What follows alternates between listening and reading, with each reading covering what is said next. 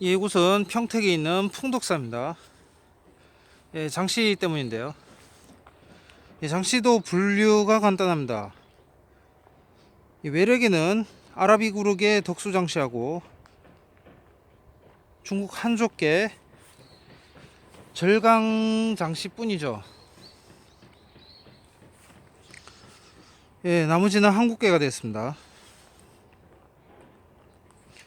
예, 인동장씨 그리고 안동장씨, 예, 한국계죠.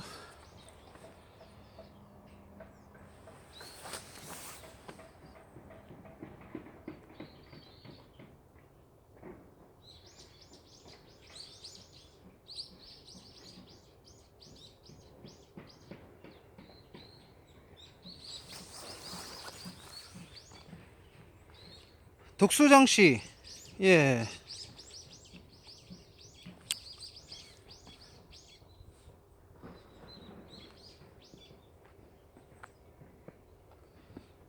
예, 장씨 소개 보시면 덕수장씨와 절광장씨를 제외한 거의 모든 장씨는 도시조 장정필의 후손으로 알려져 있다. 예, 그렇게 되어 있지 않겠습니까?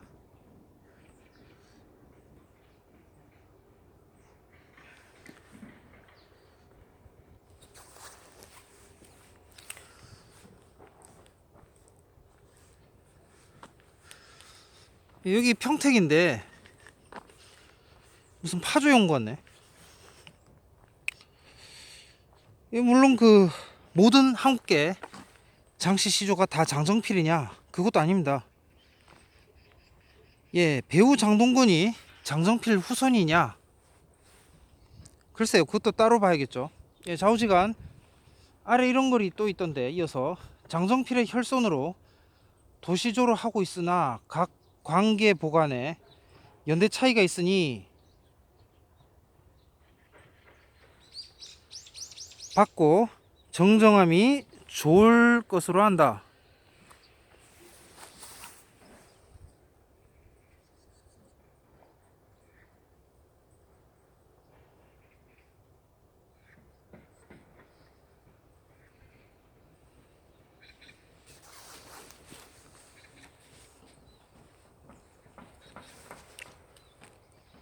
그렇게 돼 있어요.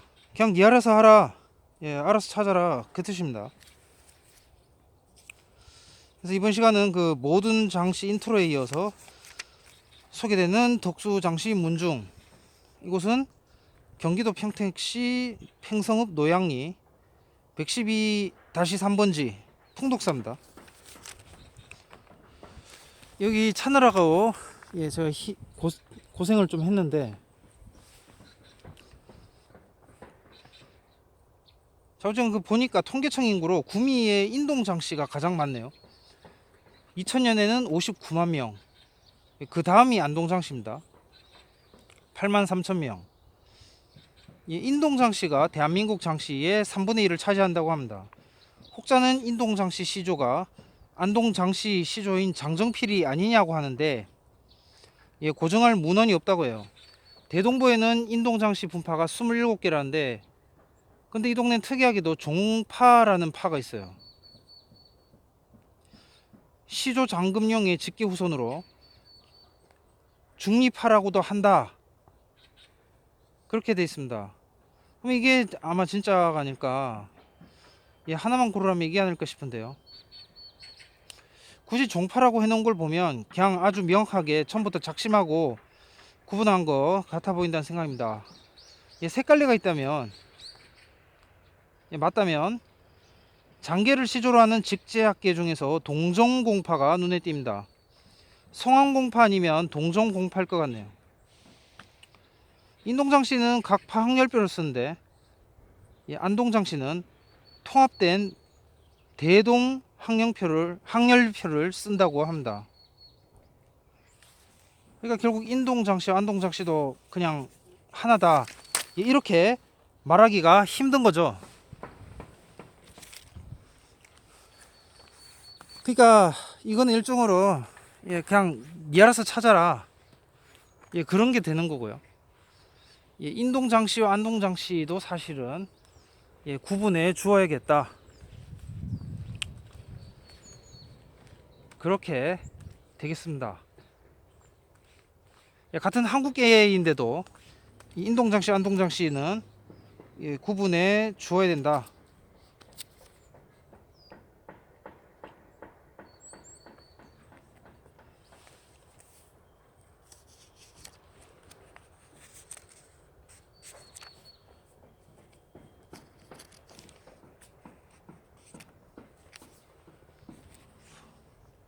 이 안동장씨만 보고 덕수장씨로 넘어가도록 하겠습니다. 예, 외래계 편인데 이 고려의 다양성을 상징하는 편으로 예, 찍으려고 이곳에 왔는데 말이죠. 예, 안동장씨만 보고 끝내겠습니다. 장씨는 메이저는 한국계이고 마이너가 외래계인 경우죠. 예, 김씨하고 반대고, 김씨 빼고는 이씨나 장씨, 신씨는 마이너가 외래계, 그러니까 비한족, 한민족,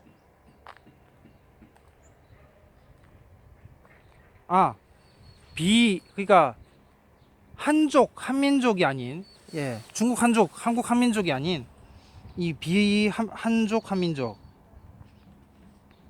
외래계입니다. 물론 여기서 그 메이저, 마이너는 역사적 중요도라고 해야 되나? 예, 많이 퍼진 이들 중 종가가 진짜다라고 하는 것이라고 해야 되나? 그렇습니다. 아무튼 툴은 두 개다. 예, 그렇게 되겠고요. 김씨가 가장 복잡하죠. 제가 유태인, 예, 제가 유태인인데 다른 데서 온 이들로 아마 있을 것입니다. 가장 인구 많고 가장 많은 다양한 본을 갖고 있으니까 이씨부터는 골라지죠. 예, 평평해지고, 안동장씨도 한중일, 그러니까 동아시아 토착인입니다. 하플로고요.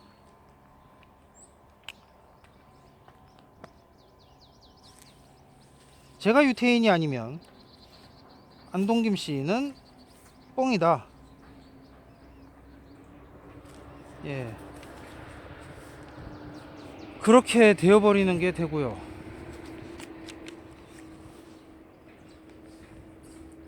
흔히 삼태사라고 하는 김선평, 권행, 장정필 중 장정필이 안동장씨 시조입니다. 장정필 출신은 알 수 없고요. 예, 토착민이라서. 이 대한민국 역대 대통령 중에서 비한국계가 당선된 적은 딱 한 번, 이승만 때. 예, 조선왕조는 이승만이 문 닫았다. 예.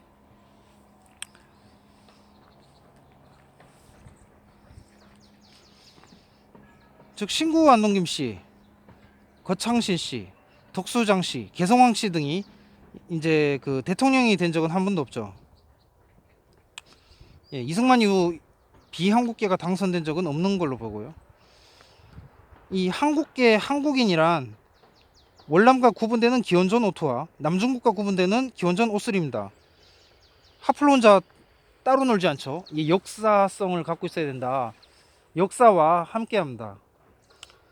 무엇이 한국계고 외래계냐, 그 기준은 본인 하플로가 뭐가 나오냐보다도 언제 분화되었느냐가 기준이 되겠어요. 예, 간단하게 말해서 그 역사학은 AD를 우선시하고요, BC보다. 예, 그리고 사료를 중요시하기 때문에, 예, 그래서 그 기원전 한반도에 살던 이들은 이제 사료로는 검증이 뭐 고조선을 복원하겠다,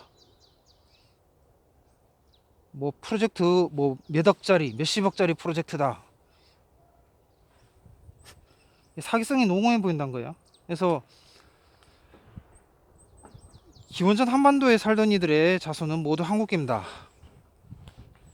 예, 그런 프로젝트 그거 저기 유사 사기다, 신고해라, 뭐 이런 말, 예, 사학으로 쪽으로는 검증이 안 된다. 그래서 토종이다. 예, 이미 기원전 한반도에 C도 있었고 D도 있었고 O도 있었다. 예, 그렇게 되어 있고요. C와 O와 D 이미 있었습니다.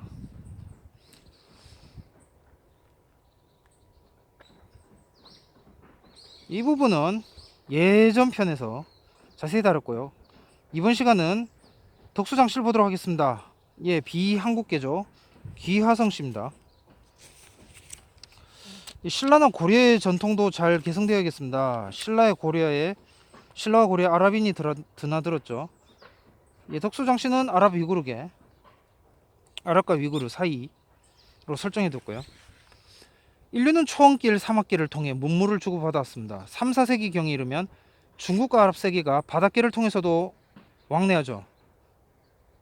예, 가야 황옥설은 이 사료적으로는 증명하기가 그 증명해 주기가 힘든 부분이 아닌가 그렇게 보고요. 5, 6세기에 유태 출신 신라 모용 씨가 진입하고 7세기에 아랍 지역이 이슬람 세계가 형성되죠. 비잔틴 제국과 사산조 페르시아가 대립해서 육로가 막히자 아라비아 반도 해안 도시가 교육 중심으로 성장합니다. 고려 때부터는 북방 루트가 막혀요. 한국 입장에서 막 천리장성도 쌓고 그러죠. 무함마드도 원래 상인이었어요. 아라비안 나이트에 나오는 신바드는 바닷길로 동서 교육하던 아랍 상인들을 소재로 만든 것입니다.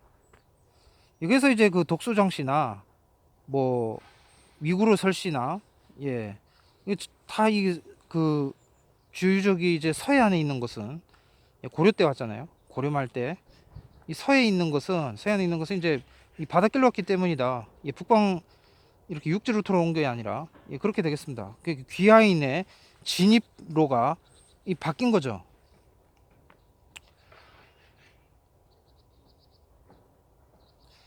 그래서 이 신바드 아라비안 나이트에 나오는 신바드는 바닷길로 동서교육하던 아랍 상인들을 소재로 만든 것이다. 아랍 상인들은 신라와 고려 때 한국에서 교육을 하였습니다. 황남대총에서 나온 페르시아 유물 경주 대릉의 무인상은 당시 아랍 상인들이 이제 신라에 진출한 것을 보여주는 하나의 증거죠. 당시 아랍 상인들이 신라에서 활발하게 활동했음을 말해줍니다. 당시 이슬람 세계 한 기록에는 중국의 맨 끝 광저우의 맞은편에 산이 많고 왕이 있는 나라가 있는데 신라국이다. 이 나라는 황금이 많아 이슬람인이 들어가면 그곳에서 나오지 않고 산다. 그렇게 나왔다고 하네요. 고려시대에도 아랍 상인들이 드나드는데 예성강의 무역항 병난도가 유명했습니다. 고려에서는 아랍 상인을 대식인 회해인이라고 불렀죠. 고려초 아랍 상인들이 왔고 고려 말에는 중앙아시아계 터키계 회해족이 들어왔습니다. 바로 그 덕수장씨인데요. 그래서 그 덕수장씨가 이게 구분이 명확하지가 않아요. 그래서 그 아랍계 하고 이제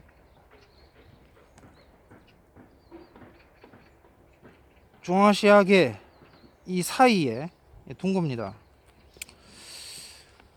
한쪽은 아랍계라 그러고 한쪽은 아니다 위구르계라 그러고 그냥 중간에 뒀어요. 한국 불교사를 다룬 이능화 선생의 조선 불교 통사를 보면 고려시대 무슬림들이 개경에 예를 드리는 예궁을 지었다는 글이 있습니다. 당시 모스크라는 용어도 없고 사원이라면 불교의 사찰과 혼동돼서 예궁이라 했죠. 그러니까 신라시대 경교와 같은 상황이라고 보시면 이해가 빠릅니다. 한양대 이희수 교수는 통일이 되면 지금의 개성인 그 개경에서 예궁의 터를 발굴답사하는 꿈을 갖고 있다고 하는데 아랍 상인은 100여 명의 대규모 선단을 이끌고 고려왕을 만나서 국빈 대접을 받았어요. 태조왕건이 해상 세력이었다는 점을 생각하면 고려 왕조의 개방성은 자연스러운 일입니다. 11세기 초 고려시대는 역대 한국사에서 아랍인이 가장 많이 들어온 때입니다. 1274년 고려 25대 충렬왕에게 시집오던 몽골 공주의 호위무사 위구르계인 감가는 후에 장군으로까지 오릅니다. 왕으로부터 장순영이라는 이름까지 하사받고 오늘날 개성시 근교에 있는 덕수현에서 고려 여인과 결혼해 살다가 세 아들을 남기고 44세의 나이로 죽죠. 후손들은 그를 시조로 모시고 덕수를 본관으로 해서 이 덕수장씨 대를 이어옵니다. 여기는 그 적화 통일시에 저기 사우디아라비아로 튀면 되냐?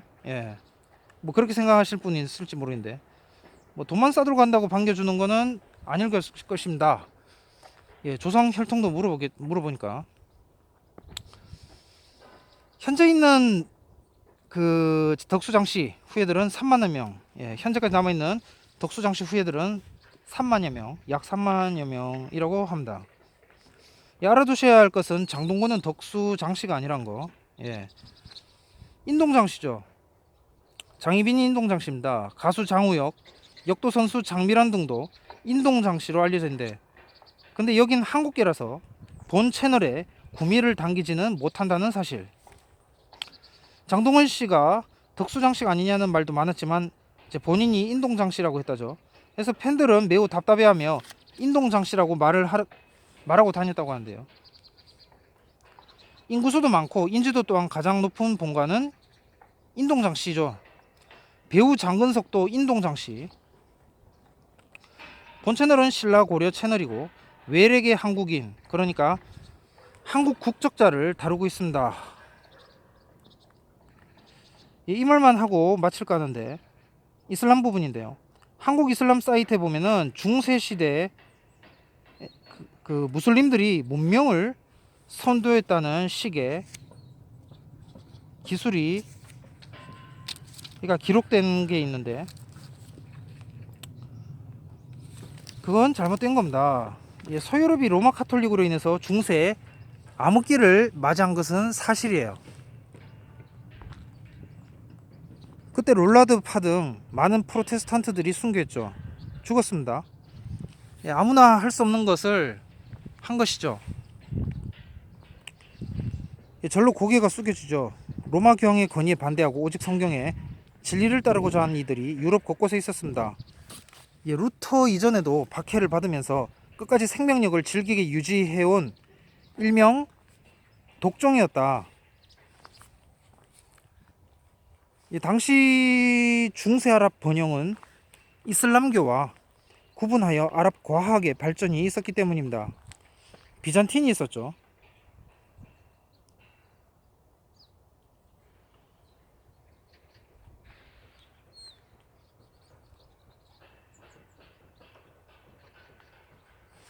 유대 왕조가 있었습니다. 비잔틴에. 아무튼 그러나 이 비잔틴이 이슬람에 흡수되면서 아니다. 잘못 생각했네. 오토만 말고요. 그 아랍 과학이 있었죠. 중세 때 과학이 있었는데 그 이슬람교에 흡수가 되면서 그 뭐지? 막 신학교도 세워지고 이슬람 신학교. 그러면서 이제 그 중세 바그다드의 황금기가 사라지게 됩니다.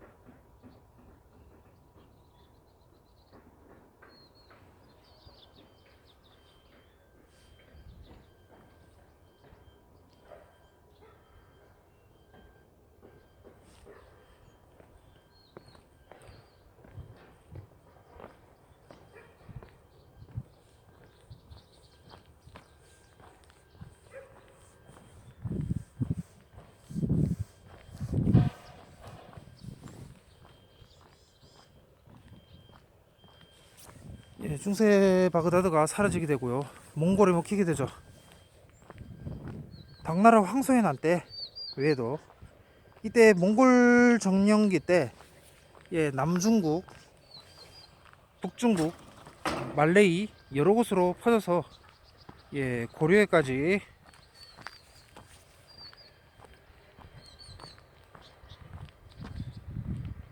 온 것으로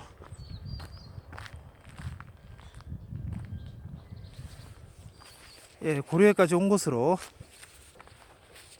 보입니다.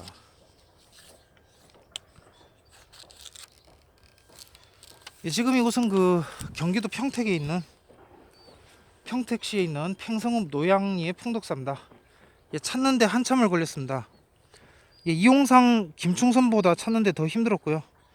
동아시아 너머 아랍에 대한 시각이 한국은 좋지 않다는 걸 생각해보는 시간이 또 되었습니다. 아랍과 이슬람은 구분해 주시라고 말하고 싶고요. 이슬람은 안 맞죠. 현대사에 안 맞습니다. 오늘날 현대사회는 독신 또는 일처제인데 맞지 않았고요. 아랍인들이 그 고려사회에 적응해서 고려화되다 보니 쌍화점까지 나고요. 당시에 그 고려시대 기독교도 있었습니다. 야리가온이죠. 그러나 이것은 오늘날 기준에서는 미흡해 보이는 것들입니다. 소위 프로테스탄트라고 하기에는 기준이 미흡하지 않은가 하는 점입니다. 자, 어쨌든 그 풍덕사는 시조, 공숙공, 장순용을 비롯해서 의랑공, 판윤공, 도사공의 3대 중시조와 12종파로 그리고 공원조를 배양하고 있습니다.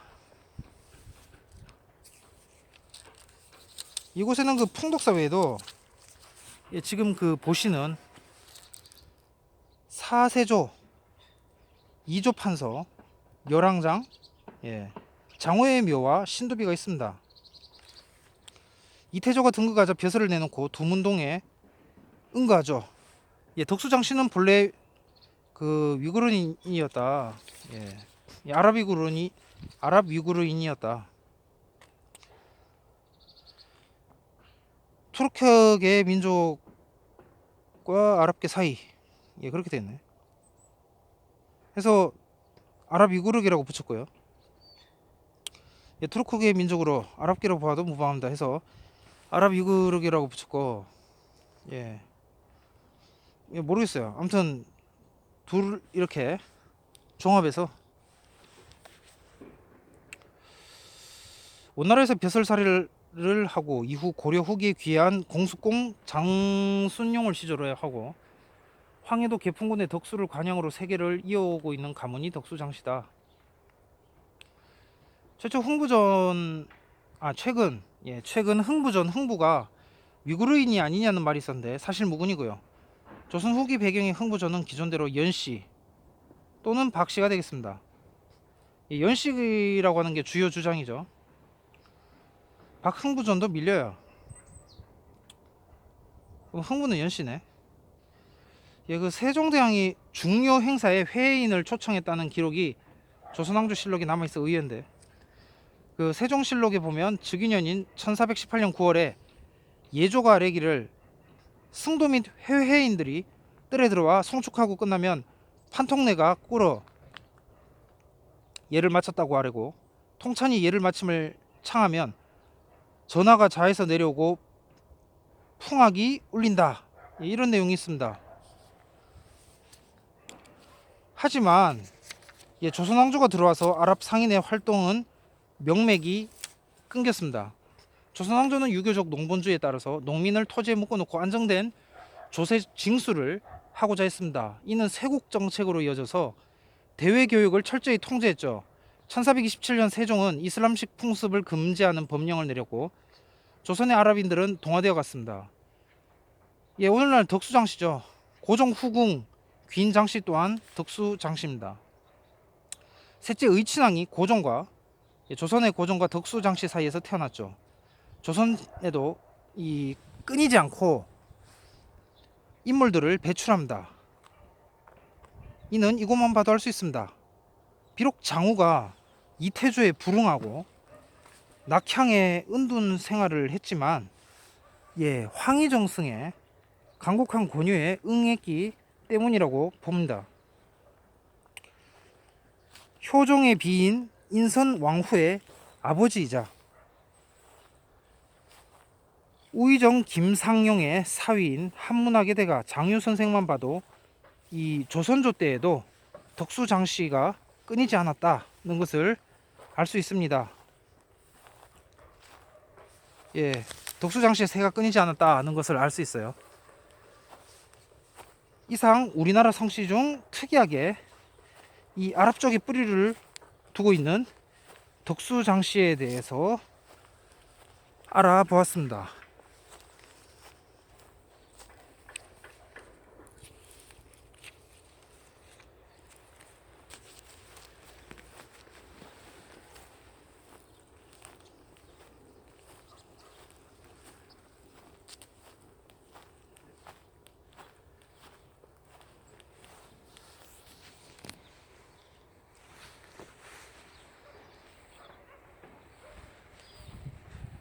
다음 시간은 그 위구르의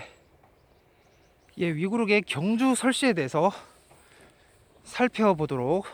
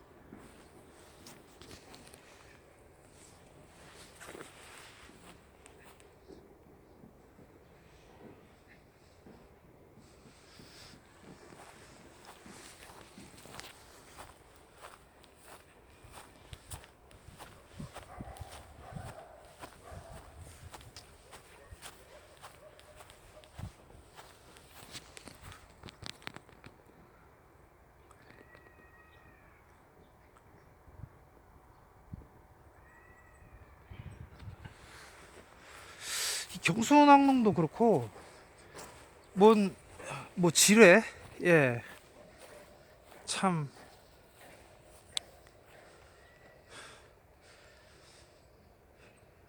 유대계나 아랍계나 참 개고생이네. 예, 그런 거 보면 경순항농 뒤에도 지뢰, 여기도 지뢰.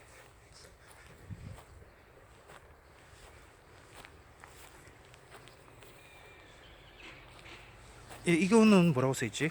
아재 밑에는 조선조 장외 무덤. 이거는 저기 뭐죠? 설단인가? 덕수장시 시조 순용. 아, 이게 무덤은 아직 못 찾고 있군요. 예, 무덤은 없구나.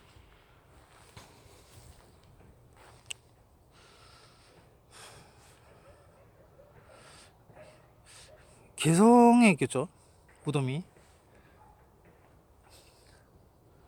김방경 무덤은 안동에 있는데 김영돈 무덤은 개성에 있거든요.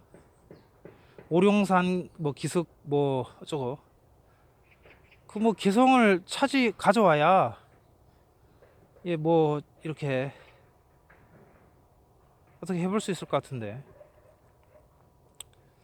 예, 김영돈 무덤은 개성에, 김방경은 안동에.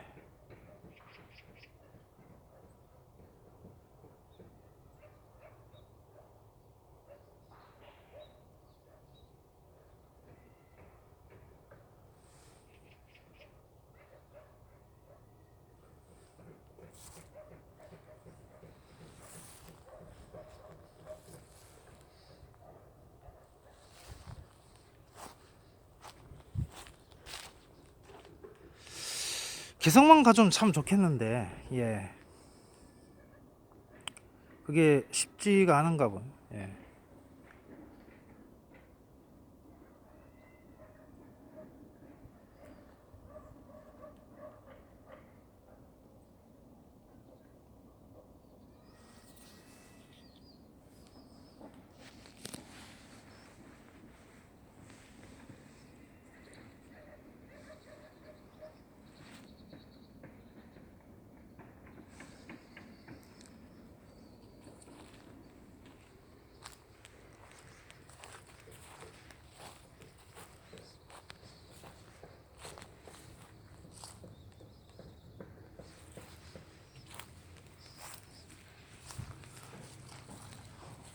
오늘이 뭐 크리스마스 이브 날 그러는데, 예, 오히려 아랍 위구르계를 찍고 있네요. 뭐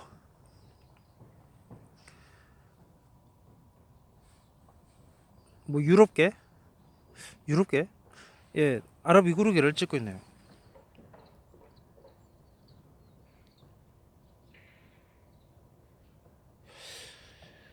유럽에서 한국까지 온 곳은 예전에 있었을까?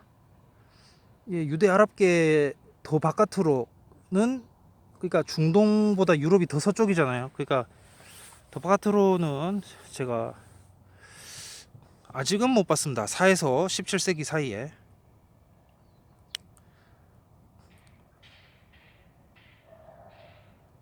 뭐 역사학의 범위를 벗어나는 뭐 BC, 예, 한참 BC, 뭐 유럽에서 뭐 동남아도 왔다가, 예, 동남아에서 유럽도 갔다가, 예, 몰라 그건 모르겠어. 예, 역사학의 범위를 벗어나는 것입니다. 어떻게 보면 그 강단사학이라고 막 욕하고 그럴지도 모르겠지만, 예, 역사학의 범위를 벗어나는 것이고요. 사료가 없으면 접근하지 않죠.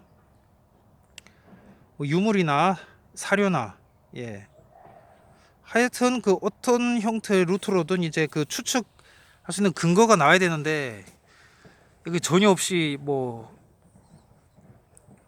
BC 6000년 이래버리면 이제 역사학은 입을 닫는다. 예.